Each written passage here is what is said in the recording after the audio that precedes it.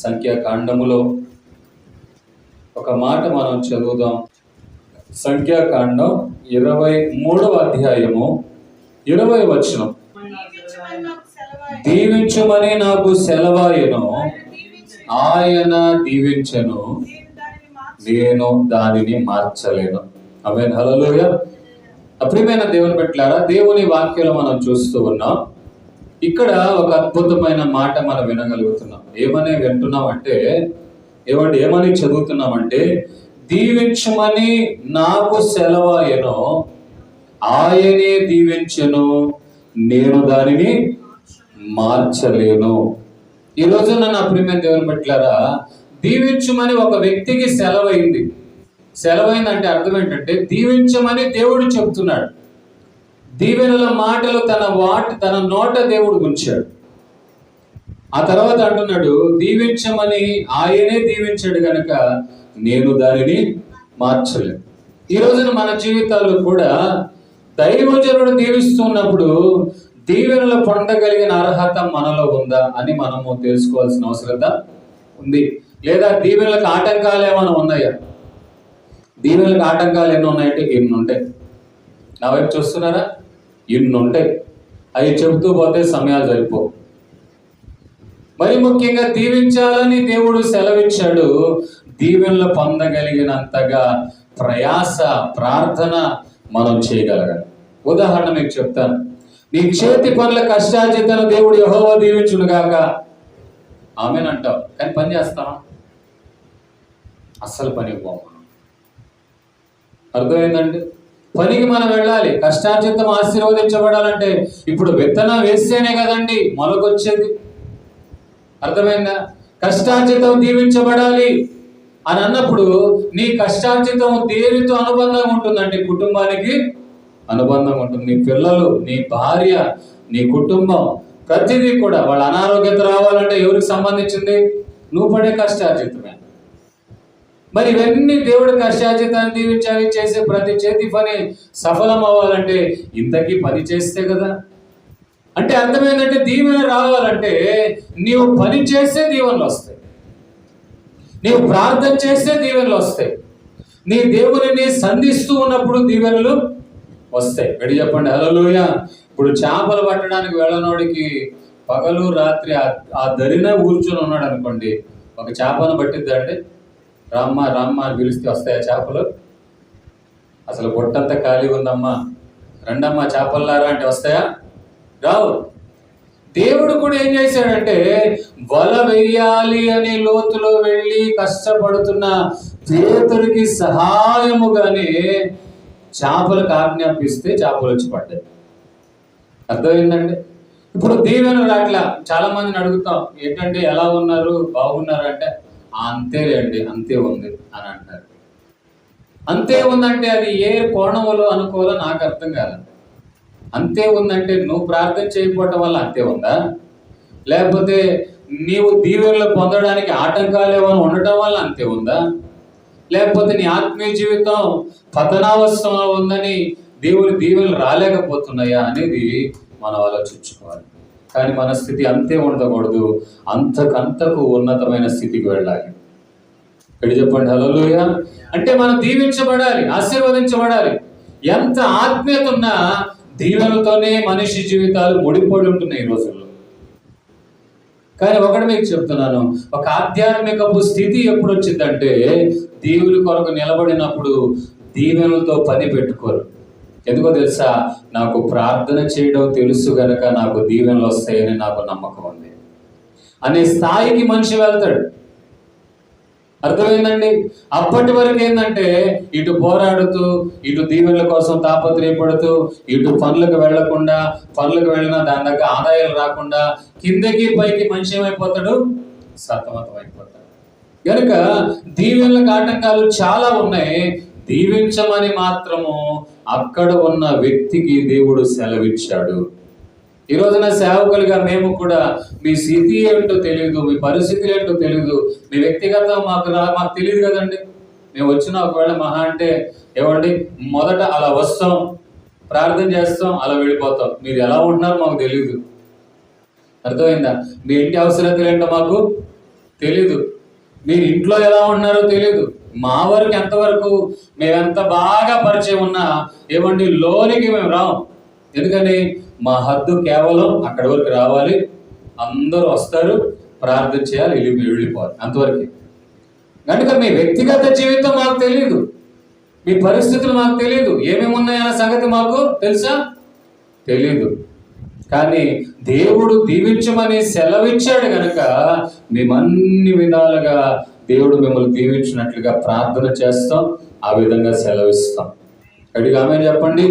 కనుక చూడండి, ఆయన అన్నాడు దీవించమని నాకు సెలవైంది కనుక ఆయనే దీవించాడు కనుక నేను దానిని మార్చలేను. ఎవరి మాట చెప్తున్నారు అని అంటే ఇక్కడ ఒక వ్యక్తి కనబడుతున్నాడు. ఆ వ్యక్తి పేరు బిలాము.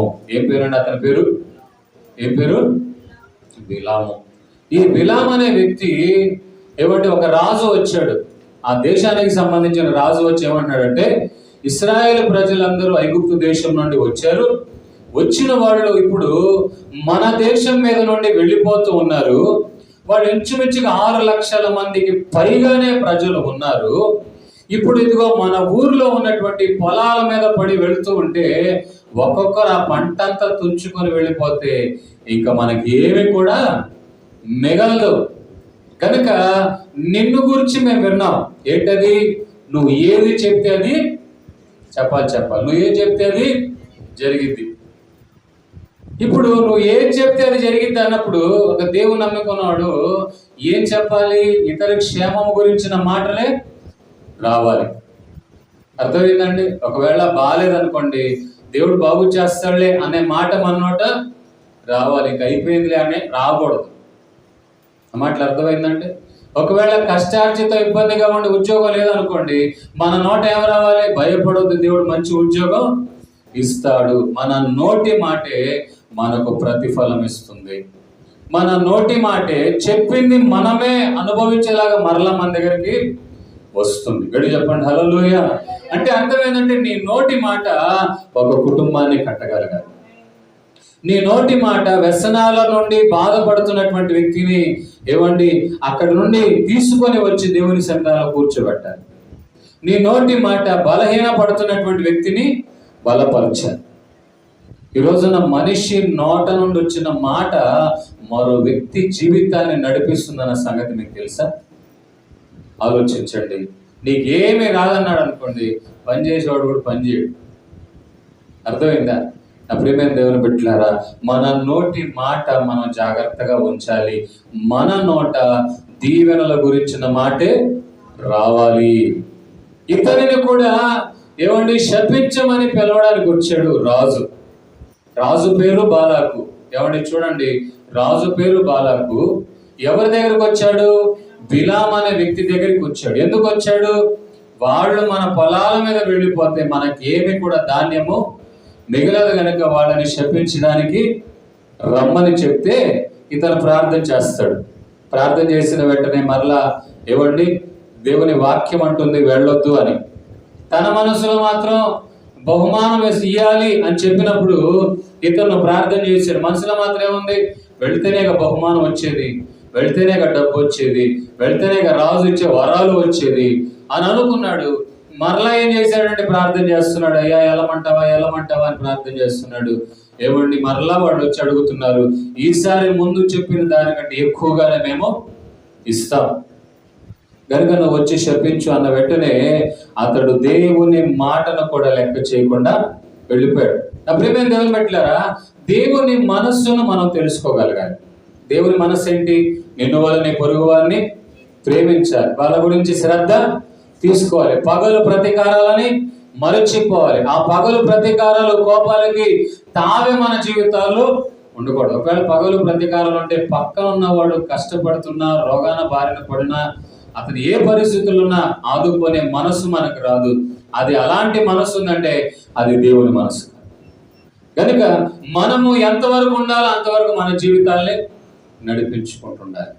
దేవుని మనస్సు మన కొరకు సింహాసనాన్ని విడిచిపెట్టి వచ్చాడు. మన మనస్సు మన ఆత్మీయ జీవితాలలో అన్నిటినీ చెప్పుకొని ఇతరుల విషయంలో మనము ఆశీర్వదించగలిగిన స్థితి, అట్టి మాటలు మన నోట రావాలి. గడి చెప్పండి, ఆమె చెప్పండి. మీ పిల్లల్ని కూడా, చాలా మంది ఉంటారండి పిల్లల్ని తిడతానే ఉంటారు, ఈడు మట్టి మొత్తం ఈవికి ఏమి ఎక్కదో. అర్థమైందండి? సరే, ఒకవేళ 100 మార్కుల్లో 50 మార్కులు 60 మార్కులు వచ్చాయనుకోండి, ఏమనాలి? బాగా చదివావు, బాగా రాసావు, ఈసారి కొంచెం ట్రై చేయాలి. అంతేనా కదా? అప్పుడు కాలం పోయింది, కర్రలు తీసుకొని బాధే కాలం పోయింది, తిట్టే కాలం పోయింది. కానీ ఇప్పుడు వాళ్ళని ఒప్పించాలి జాగ్రత్తగా. తిట్టామనుకోండి ముద్దుగా మారిపోతారు, దెబ్బలు తినడానికి వెనకాడరు, మాటలు లెక్క చేయరు. కనుక వాళ్ళని ఏం చేయాలి? ఆ వచ్చిన మార్కులు బాగా వచ్చాయి, ఇంకొంచెం బాగా రావడానికి నువ్వు బాగా చదువుకో. కుదిరితే వాళ్ళకి ఏం చెప్పాలి? కుదిరితే ఏ గిఫ్ట్ ఇస్తానని చెప్పాలి. అంటే ప్రేమతోనే వాళ్ళని మెదిలించి వాళ్ళని నువ్వు ఏం చేయాలి? నోటి మాటతో వాళ్ళని దేవుడు దీవించునుగాక నేను నోటితో పిల్లలు దీవించబడినట్లుగా సెలవు ఇవ్వాలి. ఎంతమంది దీవిస్తున్నారని, ఎంతమంది ప్రార్థన చేసి పిల్లలు స్కూల్కి పంపుతున్నారు? ఎంతమంది ప్రార్థన చేసి పంపుతున్నారు స్కూళ్ళకి? ఇక మీదట అలా ఉండకూడదు, ప్రార్థన చేసి పంపాలి మనం. విషయాలు చెప్పండి. హల్లెలూయా. పిల్లలకి బాగా చదువు రావాలని దేవుడు వాళ్ళని దీవించినట్లుగా మనము సెలవు ఇవ్వాలి. వేరే దానిలలో మనం చూస్తే పిల్లలు దీవిస్తూ ఉంటారు. వయసు పెద్ద అవుతుంటే, లేదా ఊరికి వెళ్తుంటేనో, లేదా స్కూల్కి వెళ్తుంటేనో వాళ్ళ పాదాలు మొక్కితే ఏం చేస్తారు? వాళ్ళు దీవిస్తారు కదా. మనం వాళ్ళ పాదాలు మొక్కాల్సిన అవసరం లేదు, కానీ మనం మన నోట నుండి దీవెనలు రావాలి. దేవుడు నీకు మంచి జ్ఞానం ఇచ్చునుగాక అనాలి. స్కూల్కి వెళ్ళేటప్పుడు వాళ్ళకి ప్రార్థన చేసి, ప్రార్థనలోనే నువ్వు చెప్పాలి, అయ్యా నువ్వు దేవా నువ్వు మంచి జ్ఞానం ఇవ్వయ్యా, మంచి భవిష్యత్తు ఇవ్వయ్యా. ఎక్కడ కూడా భవిష్యత్తు పాడయ్యే పనులు నా పిల్లలు చేసుకోకూడదు. విషయాలు చెప్పండి. హల్లెలూయా. ఎందుకంటే దైవికంగా నువ్వు ఎంత ఎదుగుతుంటావో సాతానుగాడు కూడా ఏం చేస్తాడంటే ఏదో రకంగా నేను ఆత్మికంగా బలహీనపరచాలని చూస్తూ ఉంటాడు. కనుక చూడండి, ఇతను అన్నాడు దీవించమని నాకు సెలవేయండి. శపించడానికి వెళ్ళాడు, అక్కడికి వెళ్ళిపోయి శపించాలి అని ఆ ప్రజల గురించి శాపనార్థాలు పెట్టాలని నోరు తెరిచిన వెంటనే తన నోట దీవెనల మాటే వచ్చింది. చెప్పండి. హల్లెలూయా. మీ అందరూ కూడా పాడవును గాక, మీరందరూ శపించబడును గాక అని అంటే ఆయన నోట ఏమొచ్చిందంటే మీరందరూ దీవించబడును గాక అని వచ్చింది. విషయాలు చెప్పండి. హల్లెలూయా. నా మాట అర్థమైందండి? ఇశ్రాయేలు ప్రజలు శపించబడాలని నోరు తెరిచి అయ్యోడి శాపాలు చెప్తున్నాడు, కానీ అతని నోట ప్రజల గురించిన దీవెనకరమైన మాటే వచ్చింది. ఈ రోజున మనం ఎంతమంది తిడతా ఉంటారు, ఎంతమంది మన హీన దశ చూడాలని అనుకోరు, ఎంతమంది మనం ఎదుగుదల చూసి ఆటంకపరుస్తూ ఉంటారు. కొన్నిసార్లు వాళ్ళట్టన్నారు కనుక మా ఇంట్లో జరిగింది, వాళ్ళట్టన్నారు కనుక మా ఇంట్లో రోగాలు వచ్చాయి, వాళ్ళట్టన్నారు కనుక మా ఇంట్లో మనిషి చచ్చిపోయాడని ఎంతమంది బాధపడి ఉన్నారు. ఒకసారి ఆలోచించండి. అప్పుడే మేము దేవుని పెట్టారా, మనము దేవుని నమ్మిన తర్వాత మన నోటికి ఇచ్చిన శక్తి ఏంటో తెలుసా? నువ్వన్నది నెరవేర్చబడుతుంది. నువ్వు అన్నది నెరవేర్చబడుతున్నప్పుడు నీ నోట దీవెన కలిగిన మాట రావాలి. అనారోగ్యత వచ్చిందా? దేవుడు నేను బాగు చేయగలుగునుగాక అన్నాడు. అర్థమైందండి? ఈ గుర్తు లేకపోతే మీరు గుర్తు పెట్టుకోండి.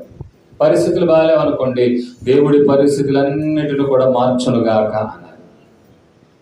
ఇది పాస్టర్ గారే కాదు, నువ్వు కూడా ఇంట్లో నీ బాధ్యత కలిగిన కుటుంబ వ్యక్తిగా నీ కుటుంబంలో ఉన్న పరిస్థితులని నీవు విశ్వాసముతో ఒప్పుకోవాలి. ఎందుకంటే నీ చుట్టూన్న వాతావరణం, కొన్ని కుటుంబాలు చూడండి, ఒకే కుటుంబం నమ్ముకొని ఉంటారు, ఒక్కళ్ళే నమ్ముకొని ఉంటారు, వాళ్ళ గురించి ఎన్ని మాట్లాడింటారు. కానీ దేవుని వాక్యాన్ని బట్టి మీకు నేను చెప్తున్న మాట ఏంటంటే, నీవు దేవుని ద్వారా దీవించబడే స్థితి నీకు నీ కుటుంబం కలిగి ఉండాలి. ఎంతగా అంటే ఎవరైనా నోటి మాట ద్వారా ఏది చెప్పినా అది మనకు తగలకుండా ఉండే అంతగా మన ఆత్మీయ జీవితాలు ఆశీర్వదించబడాలి. ఎక్కడ చెప్పండి. హల్లెలూయా. మన మీదికి ఆ మాటలు ఏవి కూడా రాకుండా దేవుడు కాపాడేంత స్థితి మన ఆత్మీయ జీవితాల్లో ఉండాలి. అర్థమైందండి? ఈ రోజున గిట్టకపోతే లోకంలో చేసే పని ఏంటో తెలుసా? చేతగాని వాళ్ళు చేసే పని ఏంటి? డైరెక్ట్ ఒక మాట అనలేరు, ఏమండి గట్టిగా ఒక మాట కొట్టలేరు. కొన్ని గ్రామాల్లో, తెలంగాణ లాంటి ఏరియాలో, రాయలసీమ లాంటి ఏరియాలో, కొంచెం అడవి ఏరియాలో ఏం చేస్తారు తెలుసా? వాళ్ళ గురించి ఏం చేస్తారండి? చేతబడులు చేస్తారు. తెలుసా మీకు ఆ విషయం? ఎందుకంటే గిట్టదు, వాడు ఎదుగుతుంటే గిట్టదు, వాడు మంచి స్థితిలో ఉండడం ఇష్టం ఉండదు, వాడు అంతకంతకు గొప్ప గొప్ప స్థానానికి వెళ్ళిపోయి ఊర్లో ఉన్న వాళ్ళందరూ అతని గురించి పొగుడుతున్నారు, గిట్టదు. అప్పుడేం చేస్తారు? ఇలాంటి పనులు చేస్తారు. మరి ఇలాంటి పనులు చేసినప్పుడు కూడా నీకు ఏది తగలకుండా ఉండాలంటే దానికి తగ్గ ఆత్మీయ జీవితం నీవు కలిగి ఉండాలి. మీరు చెప్పండి హల్లెలూయా. మనమేదో మంచి వాతావరణంలో అదిగో అటు గుడి ఇటు ప్రార్థనా మందిరాలు అన్నీ ఉన్నాయి, కానీ మనకేం అర్థం కావట్లేదు. కాస్త గ్రామాలకు వెళ్ళిపోయి, మారుమూల గ్రామాలు ఉంటాయి. ఆ మధ్య నేను ఈ దొడ్లేరు అనే ఏరియాలో వాక్యం చెప్పడానికి పోయినప్పుడు ఈ ముళ్ళ కంపల కింద బూడిద కొండలు అవన్నీ కనపడ్డాయి నాకు. అనుకున్నా, ఓహో ఈ పనులన్నీ ఇక్కడ చేస్తుంటారేమో అనుకున్నా. కారణం ఏంటంటే నీవు ఎదగటం చాలా మంది ఇష్టపడరు, బాగుండడం ఇష్టపడరు. కొంతమంది వాళ్ళ నోటి మాట జరుగుతుందంటే తిట్టి ఆడిపోసుకునే వాళ్ళు కొంతమంది ఉంటే, కొంతమంది ఏం చేస్తారు? చేతబడులు చేయటం అని అయ్యని ఇయ్యని చేస్తూ ఉంటారు. కానీ దాని తగ్గ ఆత్మీయ జీవితం నువ్వు లేకపోతే పతనావస్థానికి వెళ్ళే స్థితిలో నువ్వు ఉంటావు. మరి వాటన్నిటి నుండి విడుదల పొందాలంటే దీవించబడగలిగిన ఆత్మీయ స్థితి నువ్వు కలిగి ఉండాలి. ఒకవేళ అలాంటి స్థితి లేకపోతే నా ప్రియమైన దేవుడు, ఇతను వచ్చాడు, వచ్చి శాపనార్థాలు పెడుతున్నాడు, కానీ ఒక్క శాపం వాళ్ళ మీద పనిచేయట్లేదు. అర్థమైందండి నా ప్రియమైన దేవుని బిడ్డలారా? దేవుని వాక్యంలో మనం చూస్తూ ఉన్నాం, దీవించమని దేవుడు సెలవిచ్చాడు, దానిని ఎవరు మార్చలేదు. ఇవన్నీ చూస్తున్నటువంటి ఆ దైవజనుడు ఏమని అంటున్నాడంటే 24వ అధ్యాయంలో చూడండి. ఈ 2 అధ్యాయంలోనే మాటలు మనం చూస్తూ ఉన్నాం.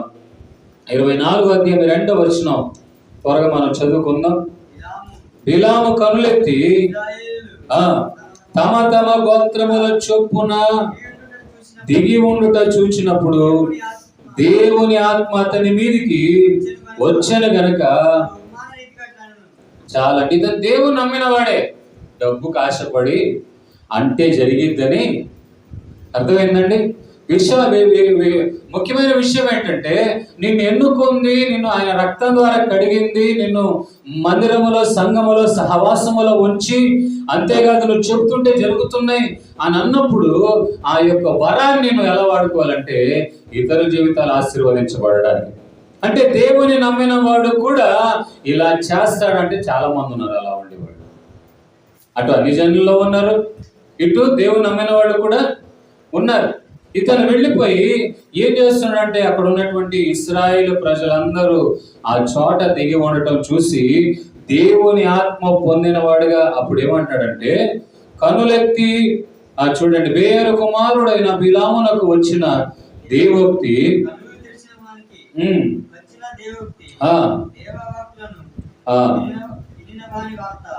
5వ వచనం చూద్దామా. యాకోబు నీ గుడారములు, ఇశ్రాయేలు నీ నివాస స్థలములు. చూడండి ఎందుకు దీవించబడగలిగిన స్థితి ఇశ్రాయేలు ప్రజలు ఉన్నారంటే, యాకోబు నీ గుడారములు, ఇశ్రాయేలు నీ నివాస స్థలములు ఎంత రమ్యమైనవి. అంటే వాళ్ళ గుడారం, వాళ్ళ కుటుంబ జీవితం, వాళ్ళ వ్యక్తిగత జీవితం ఎలా ఉంటుందంటే రమ్యంగా చూడముచ్చటగా ఉంటుంది. గుడారం నివాస స్థలం. గుడారం అనగా పైన కనబడుతున్నటువంటి వాతావరణం, నివాస స్థలం అనగా గుడారము లోపల ఉండే వాతావరణం. ఈరోజు చాలా గుడారాల్లో దేవునికి వ్యతిరేకమైన విషయాలు, దేవుని వ్యతిరేకమైన పాటలు, దేవుని వ్యతిరేకమైన మాటలు, దేవుని వ్యతిరేకమైన వ్యసనాలు, దేవుని వ్యతిరేకమైన క్రియలు కనపడుతూ ఉంటాయి. ఇంకో మాట మీకు చెప్పమంటారా? మరోవైపున గుడారం లెక్క తీసుకుంటే మన శరీరమే ఒక గుడారం. ఏంటంటే మన శరీరమే ఒక గుడారం.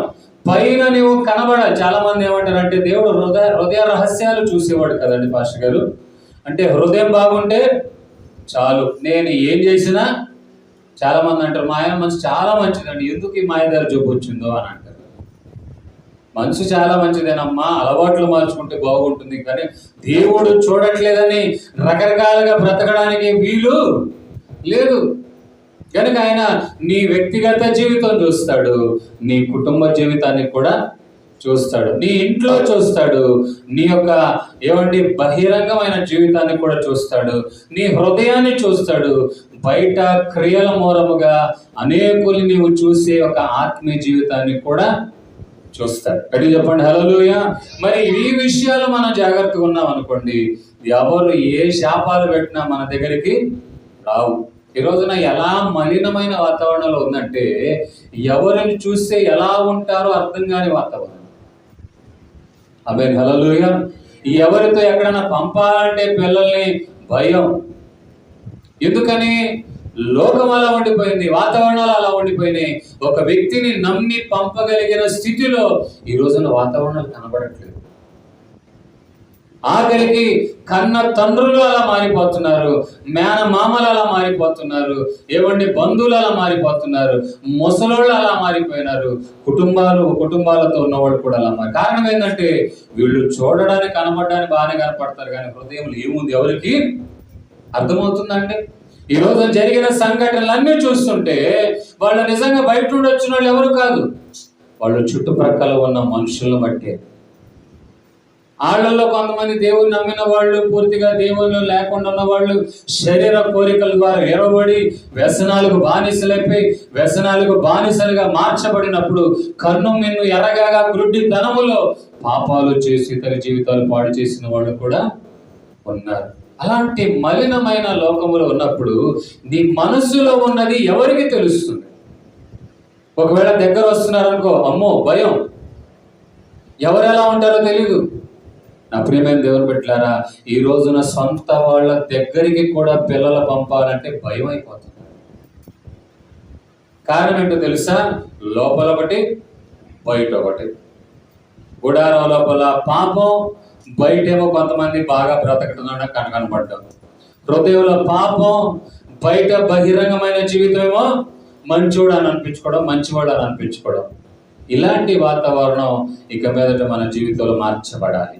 హుషారు చెప్పండి హల్లెలూయా. ఎందుకంటే దీవించమని సెలవైంది, ఆయనే దీవించాలని ఇష్టపడుతున్నాడు కనుక ఎవరు మార్చలేరు. కనుక నిన్ను దీవించాలని కోరుకున్న దేవుడు ఇష్టపడుతున్న మాట ఏంటంటే, నీ గుడారము, నీ నివాస స్థలాలు రమ్యంగా, అందంగా, చూడముచ్చటగా, అనేకులకు మాదిరికరంగా ఉండాలి.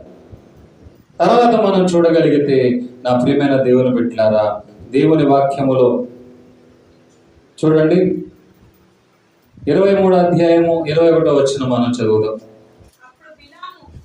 23:21. ఆయన యాకోబులో ఏ దోషమును కనుగొనలేదు, ఇశ్రాయేలులో ఏ వంకరతనమును చూడలేదు. చాలండి, చూసారండి ఎంత గొప్ప విషయమో. వాళ్ళలో ఏ దోషం మోపగలిగిన స్థితి వాళ్ళ జీవితాల్లో లేదు. పలానా దోషం వాళ్ళ మీద మోపగలుగుతాం, పలానా దోషం వాళ్ళు చేశారు, పలానా తప్పు వాళ్ళు చేశారు, పలానా పాపం వాళ్ళు చేశారని మనిషి కాదంట, దేవుడే చూస్తున్నాడంట. వారిలో ఏ దోషము కనబడలేదు. ఏ వంకరతనం అంటే ఇష్టానుసారమైన జీవితం దేవునికి కనబడలేదు. దేవుని మార్గములోనే వాళ్ళు వెళుతున్నారు. ఏ కుటుంబములు అయితే, ఏ వ్యక్తులు అయితే ఏ దోషము ఉండదో, ఏ వంకరతనం అయితే ఉండదో, వాళ్ళకి దేవుడు తోడే ఉన్నాడు. ఆమేన్ హల్లెలూయా. మనలో దోషం పెట్టుకొని దేవుడు తోడే ఉండాలంటే అయ్యే పని కాదు. పాపితో పరిశుద్ధుడైన దేవుడు ఉండలేడు. విశ్వాసంతో ఉన్నాడు, గట్టిగా హల్లెలూయా చెప్పండి. నా ప్రియమైన దేవుని బిడ్డలారా, నేను నా ఇష్టానుసారం బ్రతుకుతాను, అసలు నాతో పని ఏంటి? కొంతమంది అంటారు, నన్ను దేవుడు చేశాడు కదంటే, మేము అడిగేవాయంట ఆయన చేయమని, మాకు అవసరమైంది ఆయన ఇవ్వాలి అని అంటారు. ఆ మాట అన్నావంటే నువ్వు ఎంత దేవునికి దోషాన్ని నీ అంతటి నువ్వు చేసుకుంటున్నావు ఒకసారి ఆలోచించు. అడిగి చెప్పండి హల్లెలూయా. మన జీవితంలో నోటి మాట ద్వారా అయినా, పడకైనా, నడకైనా, ఎలాంటి పరిస్థితులైనా ఏ దోషము దేవుడు కనుగొనకూడదు. ఎడు చెప్పండి హల్లెలూయా. చూడండి, దేవుని వాక్యంలో కొంతమంది జీవితాన్ని చూసినప్పుడు లోకంలో ఉన్న వాళ్ళందరూ వాళ్ళని దూషించేవాళ్ళు, కానీ వాళ్ళ మంచి మనస్సును చూసి దేవుడు వాళ్ళను ప్రేమించి వాళ్ళలో ఉన్న పాపం నుండి విడుదల ఇచ్చాడు. ఉదాహరణ సమరయ స్త్రీ కావచ్చు, పాపములో పట్టబడిన స్త్రీ కావచ్చు, పాపాత్మురాలైన స్త్రీ కావచ్చు, ఆ తర్వాత ఆ చెట్టు మీద దిగిన జక్కయ్య కావచ్చు. వీళ్ళందరూ వాస్తవంగా పాపులే, కానీ వాళ్ళ హృదయములో ఒక మనసు దేవుని వైపు రావటం చూసి వాళ్ళ జీవితాన్ని మార్చి ఒక విప్లవాత్మకమైన ఆశీర్వాదాలు వాళ్ళు పొందేటట్లుగా దేవుడు చేశాడు. ఒకవేళ ఆ పాపములోనే ఉంటే, ఆ పాపాన్ని బట్టి వస్తున్న దోషాన్ని బట్టి నీ మీద వస్తున్న కీడు, నీ మీద వస్తున్న శాపాన్ని ఎవరు ఆపలేరు. కొంతమంది అంటారు చూసారా, తరతరాల శాపం అండి, వాళ్ళ నాన్నకు కూడా పుట్టిన పిల్లలు అలాగే చనిపోయారు, వీడికి కూడా బతికేళ్ళే అనుకుంటే వీడు పుట్టినోడు కూడా అంతే చనిపోయారు. శాపం కాకపోతే ఏంటది? అందుకే బైబుల్ అంటుంది చూడండి, దేవుని వాక్యములో నిర్గమకాండంలో 20వ అధ్యాయము, మనం త్వరగా ముగించుకుందాం. ముఖ్యమైన మాట కనుక మనం చూస్తున్నాం, చాలాసార్లు మనం చదివి ఉంటాం. 20వ అధ్యాయము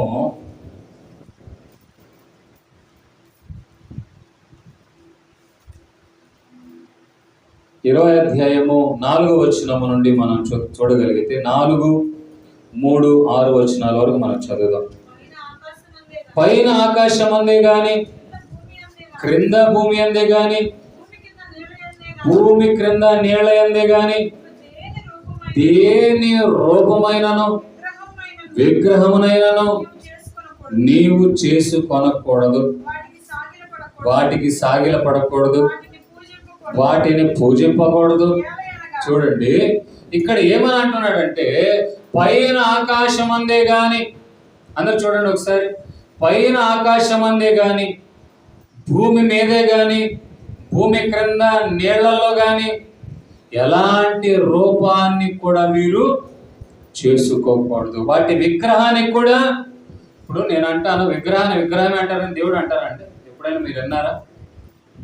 నా మాట వింటున్నారా? విగ్రహాలు చేసిన వాళ్ళు విగ్రహం అంటారు కానీ దేవుడు అంటారా? అనరు. ఈ బొమ్మ అంటారు, దేవుడు అంటారా? అనరు. కారణం ఏంటంటే అవి దేవుడు ఎలా ఉంటాయో అలా అవి ఉండవు. రెండోది, అవి దేవుడు నిర్మించలేదు కానీ మనుషులు నిర్మించారు.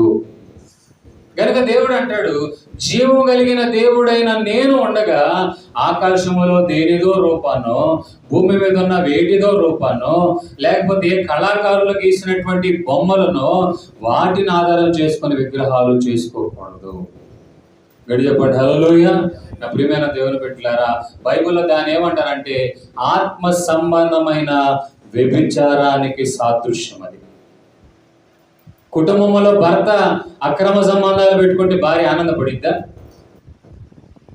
ఏమంటే భార్య అక్రమ సంబంధాలు పెట్టుకుంటే భర్త ఆనందపడతాడా? ఎందుకని? శిక్షిస్తాడా? శిక్షించడా? నేను నీ కోసం ఎంత కష్టపడి వంటలు చేస్తూ ఎన్ని నిందలు పడి మా ఇంటి వాళ్ళను కూడా కాదనుకుంటే నువ్వు నాకు వ్యతిరేకంగా ఉంటావని కుటుంబాలు గొడవలేస్తే రావా? మరి జీవం కలిగిన దేవుడు ఉన్నాడని తెలిసి ఆయన ఉనికిని కూడా మనం గ్రహించగలిగి ఆయన ఎలా ఉంటాడో బైబిల్ని బట్టి, వాక్యాన్ని బట్టి మనం తెలుసుకొని కూడా ఏదో రూపాన్ని, ఎవరు ఆర్టిస్ట్ని, దావీదు కాలంలో లేదా మరి యేసు ప్రభు కాలంలో మనుషులు ఇశ్రాయేల్ దేశంలో ఎలా ఉంటారండి? ఇంత గడ్డం పెంచుకొని ఉంటారండి, ఇంత జుట్టు ఉంటుందండి, వాళ్ళు నిలువుటంగి వేసుకుంటారండి అని చెప్పి ఎవరో ఆర్ట్ చెప్తే ఆర్ట్ తీస్తే దాన్ని యేసు ప్రభు అనుకుంటున్నారే. యేసు ప్రభు తల్లి మరియని ఎవరైనా చూశారు ఎప్పటికైనా? దాని ఫోటోలైనా ఉన్నాయా? ఒక ఆకారం, ఒక విగ్రహాన్ని చేసి దేవుడిగా ఆరాధన చేస్తున్నారే, ఎంత దోషం! దేవునికి చెందాల్సిన ఘనత వీటికి వెళ్తున్నాయి. అంటే భర్తకి చెందాల్సిన గౌరవం వేరే వాళ్ళకి వెళ్తే భార్య ఊరుకోదు, భర్త ఊరుకోడు, భార్యకి ఎందుకని కుటుంబ విషయాలు చెప్తున్నానంటే అంతకంటే ఎక్కువగా దేవునితో ఉన్న మన అనుబంధం. విషయాలు చెప్పండి హల్లెలూయా. ఇక మనం మెల్లగా ఏమైపోతాం అంటే, నన్ను ప్రేమించినప్పుడు నేను ఈ చేయను అని ఎలా అనుకుంటామో, దేవుడు ఎలా మనల్ని ప్రేమిస్తాడండి అలాంటివి చేసినప్పుడు. అందుకని అక్కడ రాయబడిన మాట ఏంటంటే, వాటి విగ్రహమైనను చేసుకోకూడదు. అలాంటి దేవుళ్ళైనా చేసుకోవద్దు, అనలా విగ్రహాలనైనా నీవు చేసుకోకూడదు. ఎందుకంటే వాటిలో దేవుడు ఉండడు. ఏ రోజు చూడండి, దేవుని కృపను బట్టి బాగా పని చేయట్లేదు, ఇదే పని చేస్తుంది, మనం బాధపడాల్సిన అవసరం లేదు. 9 రోజులు పెట్టుకుంటారు గట్టిగా తెచ్చుకొని, వాటికి కూడా రేట్లు పెడతారు, చిన్నది పెద్దది. తర్వాత పిండి కట్టు కట్టి అలాంటి దాంతో మట్టితో ఎవరు తయారు చేస్తారు ఇవన్నీ? మన దగ్గర కనబడుతున్న క్రైస్తవుల దగ్గర పెట్టినా కూడా ఎవరు తయారు చేశారు? పరలోకం నుండి అమాంతంగా దిగి వచ్చినాయి? లేదు. రాళ్లతో చేసినవైనా, సిమెంట్తో చేసినవైనా, ఏమండి ఆ తర్వాత ప్లాస్టర్ ఆఫ్ ప్యారిస్తో చేసినవైనా ఎవరు చేశారు ఇవన్నీ? దేవుడు చేస్తే తప్పేం కాదు. దేవుడు ఇదిగో నేను ఇలా ఉంటానని ఆయన తప్పు ఆయన చూపిస్తే, అసలు చూపించాల్సిన అవసరం ఆయన ఉన్నాడంటే అర్థమైందండి. ఇప్పుడు ఉదాహరణ చెప్తా, తమాషాగా మీకు ఒక మాట చెప్తా. ఇంట్లో భర్త భార్యలు ఉన్నప్పుడు ఫోటో పెట్టుకుని ఉన్నారనుకో, ఏమంటారు? పిచ్చోళ్ళు అంటారు, మంచోళ్ళు అంటారు. ఇంట్లో మీ ఆయన తిరుగుతున్నాడు, అన్నీ మర్చిపోయి ఫోటో పెట్టుకొని మా ఆయన ఎంత మంచోడో, మా ఆయన ఎంత హ్యాండ్సమ్గా ఉంటాడో. భార్య ఫోటో పెట్టుకొని మా ఆవిడ అసలు ఈ సిరంగి పొలంలో ఎంత అందగా తెలియదు. అరే ఇంట్లోనే ఉందిరా, ఇంకా ఫోటో ఏంట్రా బాబు నీకు? అన్నమాట అర్థమైందండి. జీవం కలిగిన దేవుడు ఉన్నాడు, ఆయన నీ మధ్యలోనే ఉన్నాడు, ఆయన నీకు తోడే ఉన్నాడు, ఆయన నీలోనే ఉంటాడంటే ఇంకా వాటిని ఎందుకు మనం చేసుకొని బ్రతుకుతున్నాం? అయిపోయింది, 9 రోజులు బతుకున్నాం. వాటిని దేవుడు అని చేసిన తర్వాత మరలా ఏం చేస్తారు? నీళ్ళలో ముంచి చంపేస్తున్నట్టేగా. తిన్నా ఏమైనా ఉందా? ఆలోచించండి. ఓ రోజు ప్రసాదం ఒక లడ్డు ఇంత, ఓకే అయ్యని మనకు అనవసరం అనుకోండి. తీరా ఏం చేస్తారు? ఆ 9 రోజులు భక్తి చేసిన తర్వాత ఏ దేవుడిని అయితే పూజించారో ఆ దేవుడిని ఇప్పుడు నీళ్ళలో ఏం చేస్తారు? వెనకనుడు మనిషిని నెట్టినట్టే. ఎంత దారుణం అండి. సహజంగా ఉన్న జ్ఞానం ఉన్న వాళ్ళకి కూడా ఆలోచించలేని వాతావరణాలు. కారణం ఏంటంటే సాతాను, అపవాది అయిన సాతాను ఏం చేశాడంటే మనుషులకి గ్రుడ్డితనం కలుగచేశాడు. అలా చేసిన తర్వాత అదే ఒక పెద్ద దోషం. అలా చేసినప్పుడంట తండ్రుల దోషాన్ని పిల్లల ఒడిలో వేస్తాడు. చదవండి, తర్వాత చదవండి అన్నమాట. త్వరగా ఇంకో 2-3 మాటలతో ముగించేసుకుంటా. నీ దేవుడునైన యెహోవానగు నేను జీవము కలిగిన దేవుడను, నన్ను ఎవరే ద్వేషించడం అంటే అర్థం ఏంటి? ప్రేమించకపోవటమే కదా. దేవుడు ఉన్నాడని తెలిసి ఆయన దగ్గర రాకపోవటమే. దేవుడు ఉన్నాడు, నీ కొరకు ఏదైనా చేస్తాడు, ఆయన బలం, ఆయన ఔన్నత్యం, ఆయన శక్తి సామర్థ్యం అన్ని తెలిసి, ఆయన ఉన్నాడని తెలిసి కూడా లేని వాటి వైపు నువ్వు వెళ్తున్నావంటే ఆయన ఏమంటాడంటే నేను మామూలుని కాదు, మనుషులుగా మీకే అంత రోషం ఉంటే నాకెంత రోషం ఉంటుంది. ఆమేన్, హల్లెలూయా. గనక నాకు రోషం ఉంటుంది కనుక తండ్రుల దోషాన్ని పిల్లల ఒడిలో వేస్తాను. ఎన్ని తరాలు వేస్తాడంట? చూసారండి ఎంత ప్రేమ. 3-4 తరాల వరకు ఆపాడు ఆయన. కానీ నువ్వు నిజంగా ప్రేమించి ఆయన ఉన్నాడని తెలిసి ఆయన యొద్దకు వచ్చి ప్రార్థనల ద్వారా ఆయన యొద్దకు వచ్చి ఎవడు దీవించబడడానికి నీవు రాగలిగితే ఆయన ఏం చేస్తున్నాడు తెలుసా? 1000 తరాలుగా దీవిస్తాడంట. షార్ చెప్పండి, హల్లెలూయా. ఎన్ని తరాలు అంటండి? 1000 తరాలు. అంటే అర్థం 3-4 తరాలు అంటే మనము, మన పిల్లలు, వాళ్ళ పిల్లలు. మరి 1000 తరాలంటే మీ తాత ఒకడు ఉండేవాడు రా నోవాహు అని మనం ఎట్ట అనుకున్నాం చూసావా? మీ తాత ఒకడు ఉండేవాడు రా బ్రహ్మయ్య అని. మీ అమ్మమ్మ, మీ నాయనమ్మ ఒకటి ఉండేదిరా, ఏ పేరు? సుశీల అని. ఎంత భక్తిగా ఉండేవాడు అనుకున్నావు అని ఒక పేరు నిలబడేటట్టుగా చేస్తాడు దేవుడు. హుషారు చెప్పండి, హల్లెలూయా. లేకపోతే ఏమంటారు? బా అది ఏం అడుగు పెట్టిందో, వాడు ఏం అడుగు పెట్టాడు, అంతా నాశనం అయిపోయింది, అంతా ఇదైపోయింది, జరిగే వ్యాపారాలు పాడైపోయినాయి. ఇది దోషమే కదండి. అంటే వాళ్ళు నాట్ అనుకుంటారంటే నన్ను బట్టి కుటుంబానికి ఏం పట్టుకుంది? దోషం పట్టుకుంది, దరిద్రత పట్టుకుంది.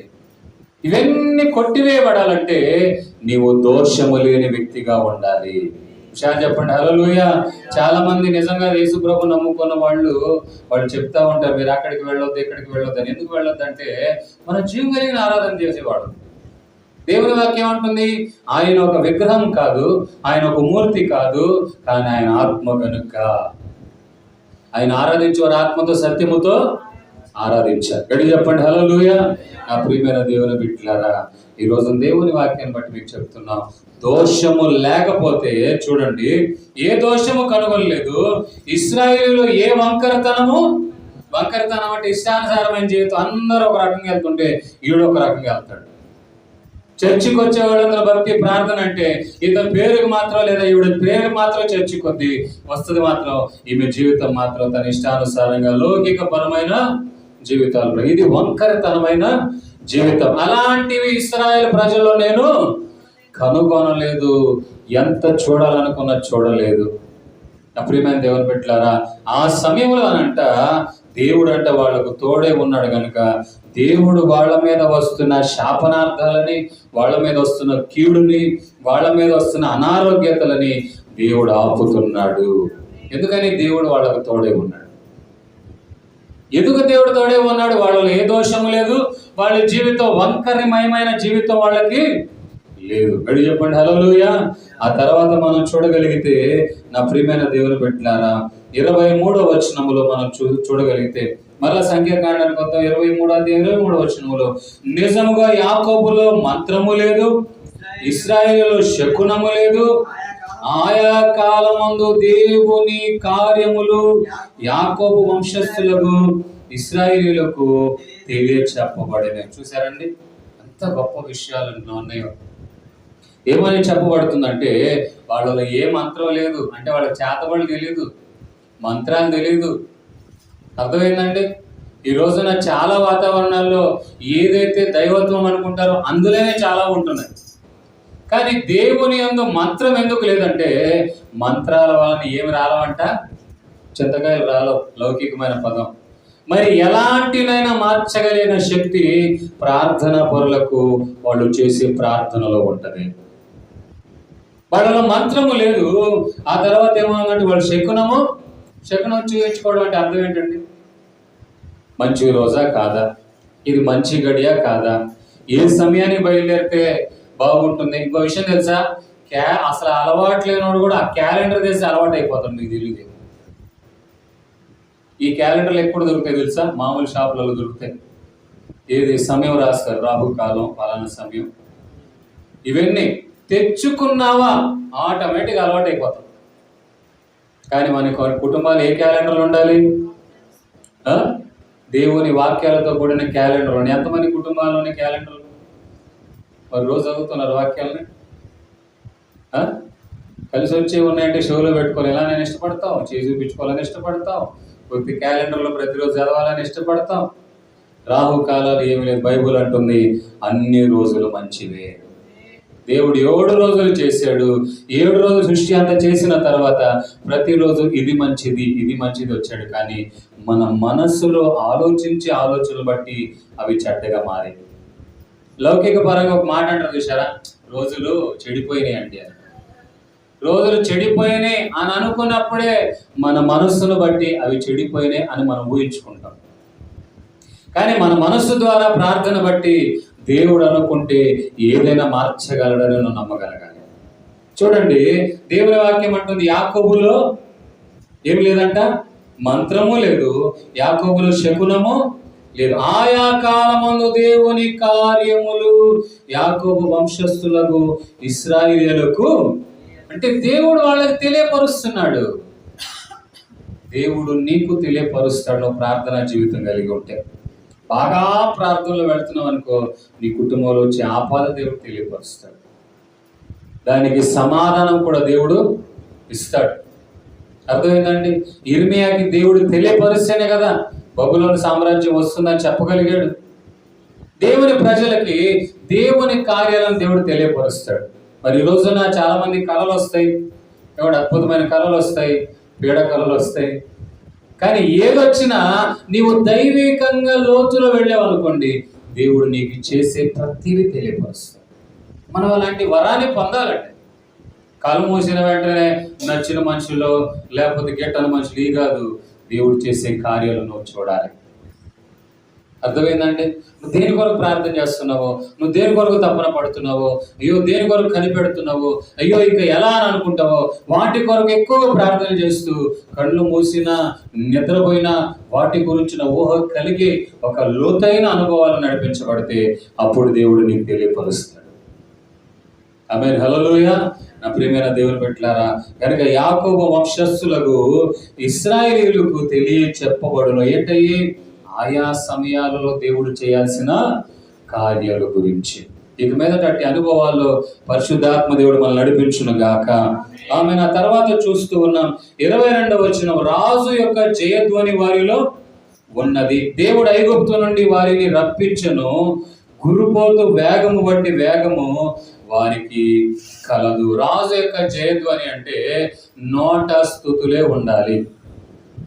ఈరోజు ನನకి ఎక్కడ చూడండి దేవుని స్తుతించే పనులే ఉంటాయి. ఎందుకని? పనిలేక కాదు, వాళ్ళ నోట ఆ మాట ఉంది కనుక, రాజు యొక్క జయధ్వని ఉంది కనుక దానికి తగ్గ ఆశీర్వాదాలు, జయాన్ని దేవుడు ఇస్తాడు. ఆమేన్, హల్లెలూయా. మన నోట విశ్వాసముతో కూడినటువంటి మాట ఉండాలి, దేవుని స్తుతించే మాట ఉండాలి. చూడండి, ఒక అద్భుతమైన విషయం మీకు చెప్తాను. ఆయన పేరు చెప్పి దేవుని స్తుతించాలి. ఆయన చేసిన కార్యాలను గుర్తు చేసుకొని, వాగ్దానాలను పట్టుకొని దేవుని స్తుతించాలి. వాటిని అంటారు రాజు యొక్క జయధ్వని. గడియపడి హల్లెలూయా. ఉదాహరణ, పరాక్రమము కలిగిన దేవుడు, దేవునికి స్తోత్రం కలుగును గాక అన్నాం అనుకోండి, మనం నోటితో ఒప్పుకుంటున్నాం ఆయన ఎలాంటి వాడనే? పరాక్రమం కలిగిన వాడు.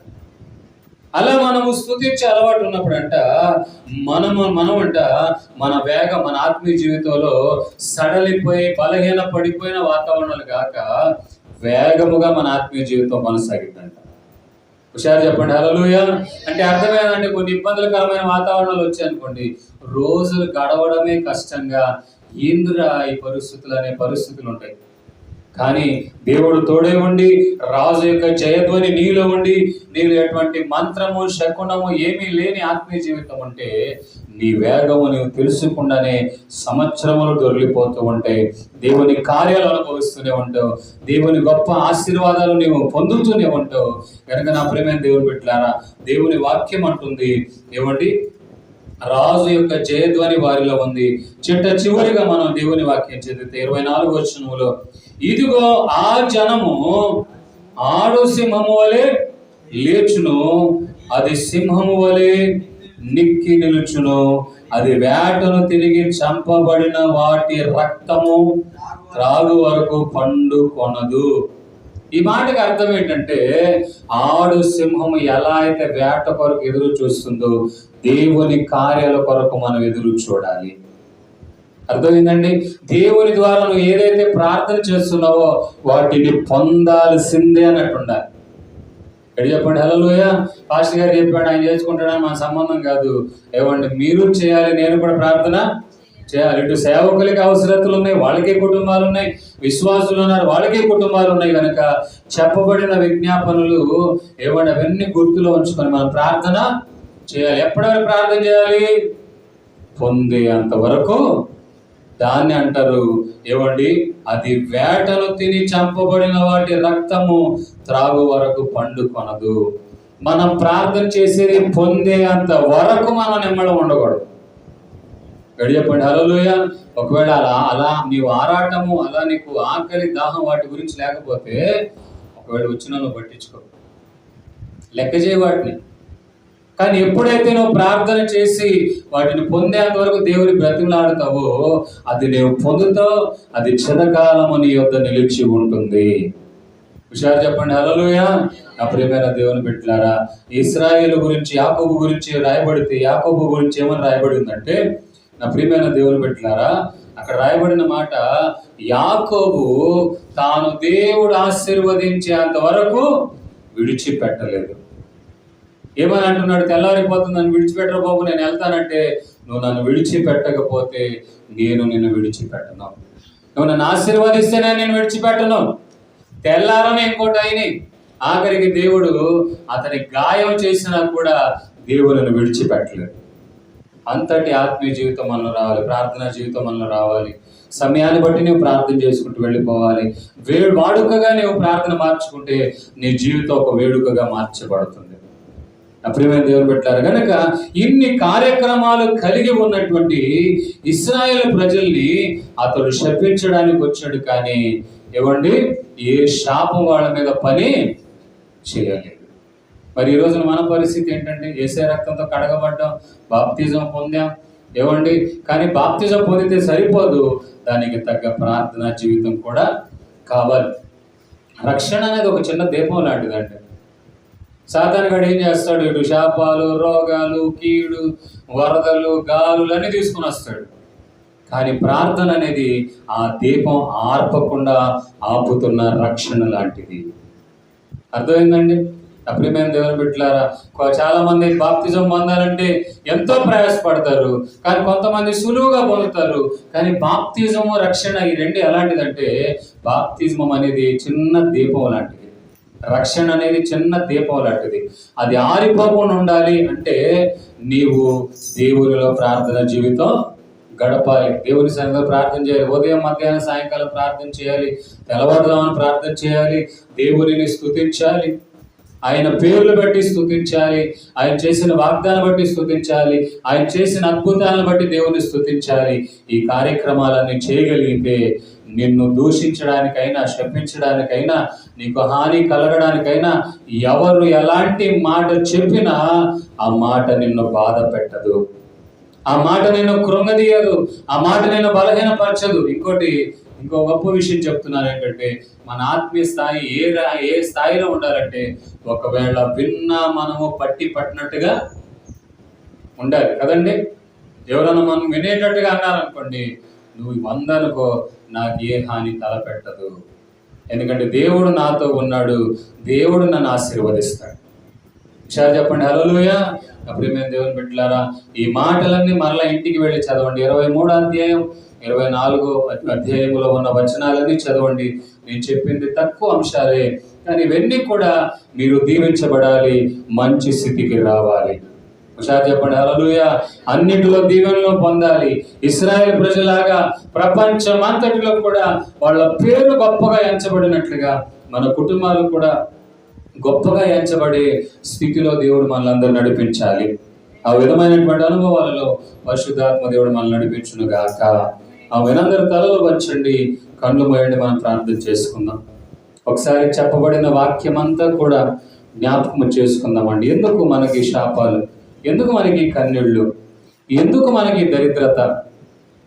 దేవుడు చెప్పినవి చేయకపోవటం వలన, దేవునికి చెందాల్సిన మహిమ వేరే వాళ్ళకి అందించడం వలన? ఒకసారి మనం పరీక్షించుకుందామా? బాధపడటం అయితే సహజంగా బాధపడిపోతున్నాం. అయ్యో ఇలా జరుగుతుంది, అయ్యో అకాల వర్షాలు పడుతున్నాయి, అయ్యో వ్యాపారాలు జరగట్లేదు, అయ్యో ఉద్యోగాలు సరిగా దొరకట్లేదు, అయ్యో కుటుంబాలు సమాధానం లేదు. ఎన్నో చెప్పగలుగుతున్నావు, ఎన్నిట్లో బాధపడుతున్నావు. కానీ వాటన్నిటికీ కారణం ఏంటి? ప్రార్థన చేసుకున్నాం. అందరూ కలిసి ప్రార్థన చేసుకున్నాం.